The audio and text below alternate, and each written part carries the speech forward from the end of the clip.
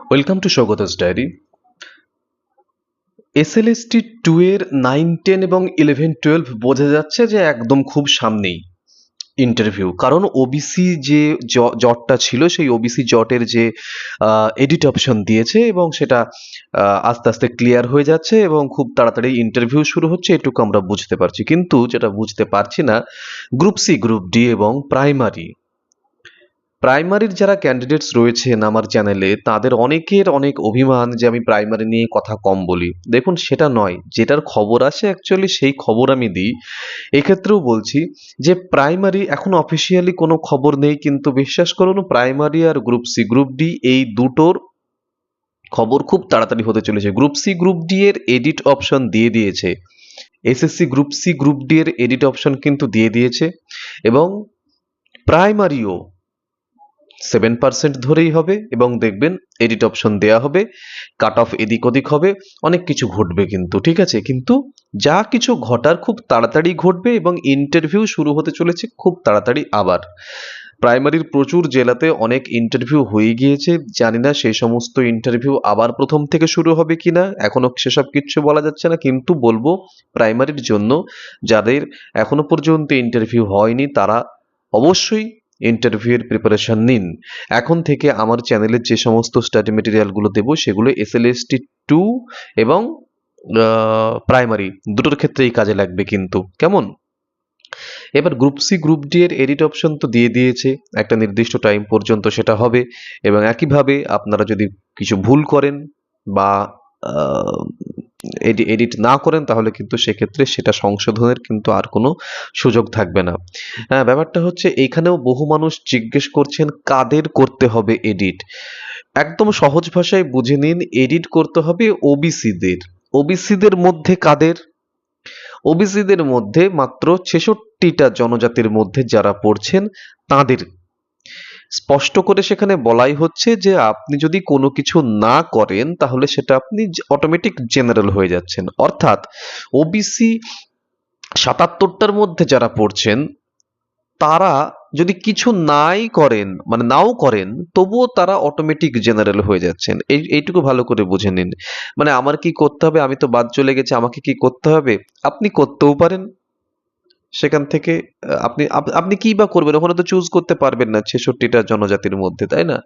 তাহলে সেক্ষেত্রে আপনি কিছু না করলেও আপনার চলবে।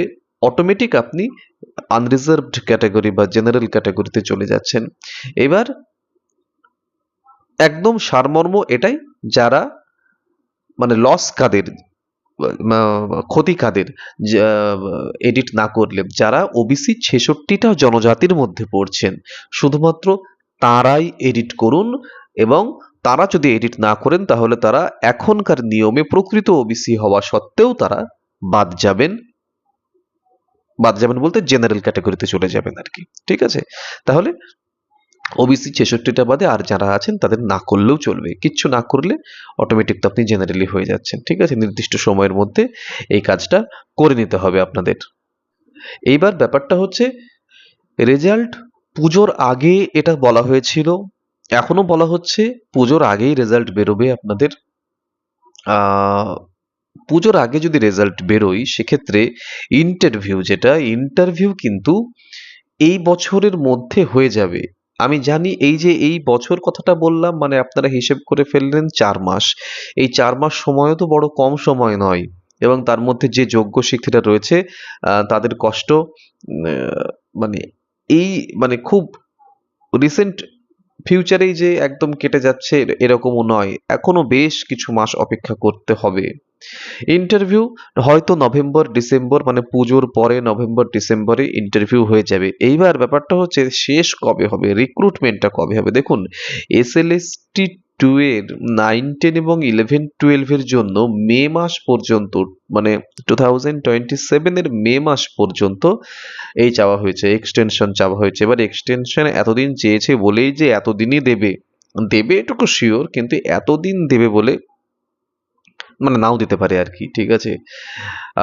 যে সময় দেবে সেই সময়ের মধ্যেই কিন্তু এবার সারতে হবে টোটাল রিক্রুটমেন্ট। এবং এটাও মনে হয় যে এসএলএসটি 2 এর 9, 10, 11, 12 শেষ না করে গ্রুপ সি, গ্রুপ ডিতে হাত দেবে না। এই কথাটা শুনে অনেকে রেগে যেতে পারেন, অনেকে কষ্ট পেতে পারেন। বলছি না এটা হওয়া উচিত, আমি বলছি যে এসএসসির যা এবিলিটি, যা মনে হয় আর কি, তাতে 9, 10, 11, 12 এর সঙ্গে সঙ্গে গ্রুপ সি গ্রুপ ডি যদি চালাতে পারতো তাহলে তো সব থেকে ভালো হতো। বহু মানুষ চাকরি হারিয়ে বসে আছেন ওর মধ্যে, তাছাড়া ফ্রেশাররা রয়েছেন।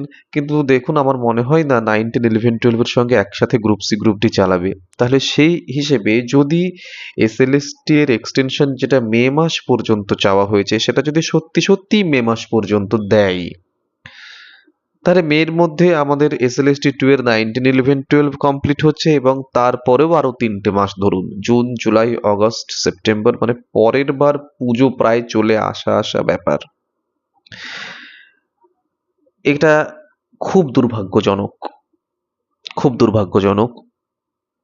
যদি সত্যি সত্যি মানবিক সরকার একই সঙ্গে গ্রুপ সি গ্রুপ ডি কেও প্রসেসিং এর মধ্যে আনে এবং সমস্ত প্রসেসই এগিয়ে থাকে, আমরা যদি চর্মচক্ষে দেখতে পাই যে প্রসেসিং এগোচ্ছে, তাহলে মানুষের মানে আশায় বুক বাঁধে আর কি।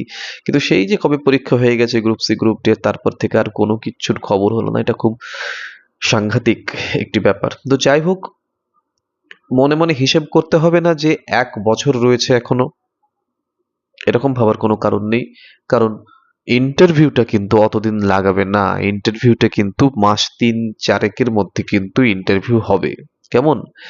এসএলএসটি 2 এর 11, 12 এর হয়তো একদম সেপ্টেম্বরের লাস্ট উইকে শুরু হচ্ছে, অক্টোবরের প্রথম থেকে হয়তো 9, 10 শুরু হচ্ছে, এবং পুজোর পরে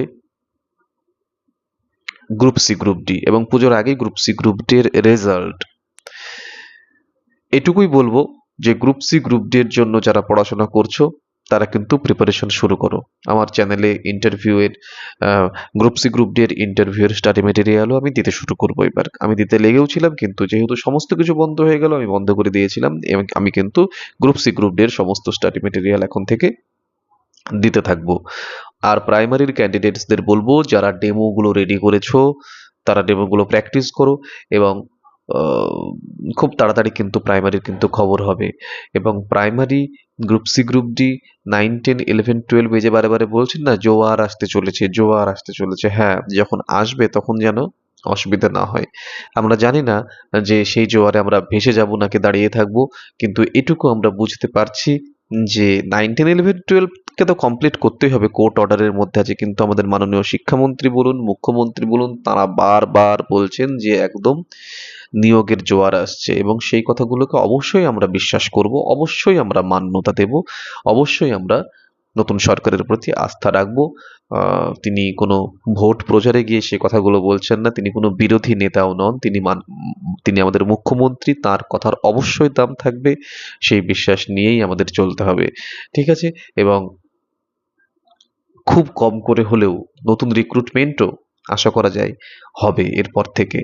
আহ অ্যাকচুয়ালি মানুষের যে এই ক্ষোভটা, এই যে 15 বছরের যে ক্ষোভটা, সেটা তো অ্যাকচুয়ালি কোথা থেকে আসছে? চাকরি পরীক্ষায় বসতে পারিনি আমি, মানে আমি একটা এলিজিবল পার্সন, আমি পড়াশোনা শিখেছি, আমি ডিগ্রি অর্জন করেছি, আমি আমার দেশকে, আমি আমার রাজ্যকে বলছি আমার একটা টেস্ট নাও, আমার একটা পরীক্ষা নাও, আমাকে একটা পরীক্ষায় বসতে দাও, যদি আমি উত্তীর্ণ হই আমাকে একটা জব দাও। এই সুযোগটা দেয়নি। ঠিক আছে? তো একটা স্বতঃস্ফূর্ত একটা ক্ষোভ প্রত্যেকের মধ্যে রয়েছে। সেইখান থেকে ধৈর্যচ্যুতি ঘটছে প্রত্যেকের, সেটাও জানি। তবু এটুকু বলবো যে আমাদের ধৈর্যচ্যুতি ঘটালে আল্টিমেটলি কিছুই পাবো না। আমাদের লক্ষ্য থাকবে এসএসসি সাইটে, আমাদের লক্ষ্য থাকবে প্রাইমারির খবরের দিকে। যখন যা খবর আসবে সঙ্গে সঙ্গে তুলে ধরবার চেষ্টা করি, বিশ্লেষণ করবার চেষ্টা করি। সেভাবে সবসময় পাশে আছি তোমাদের। ভিডিওটি ভালো লেগে থাকলে লাইক করো, কমেন্ট করো, বন্ধু বান্ধবদের সঙ্গে শেয়ারও করো। চ্যানেলে যদি নতুন হও চ্যানেলটি অবশ্যই সাবস্ক্রাইব করে দিও, বেল আইকনটি প্রেস করে রাখো যাতে সবার আগে নোটিফিকেশন তোমার মোবাইলে পৌঁছয়। ভালো থাকো, দেখা হচ্ছে পরের ভিডিওতে খুব তাড়াতাড়ি।